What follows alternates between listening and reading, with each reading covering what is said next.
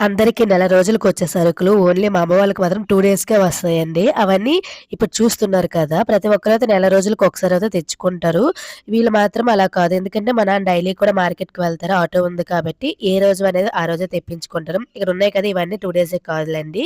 కొన్ని కొన్ని ఐటెమ్స్ మాత్రం 2 డేస్‌కి అయిపోతాయి. ఇక్కడ చపాతీ ఉంది కదా! ఈళ్ళు డైలీ కూడా నైట్ టైమ్ అయినప్పుడు అందరికి మా తమ్ముడు, మా అమ్మ, మా నాన్న అందరూ కూడా చపాతీయే తింటారు.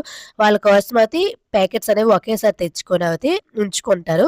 ఇంకా మిగతా సాల్ట్ ఇవన్నీ ఉన్నాయి కదండీ! ఇవన్నీ ఎక్కువ వస్తాయి. ఉంటాయి. కూరగాయలుంటాయి కదా! వెజిటబుల్స్ అనేవి పచ్చి కూరగాయలన్నీ కూడా ఇవి 2 డేస్‌కి అయిపోతాయి. 2 డేస్‌కి కూడా ఇంకా మాక్సిమం రావివి.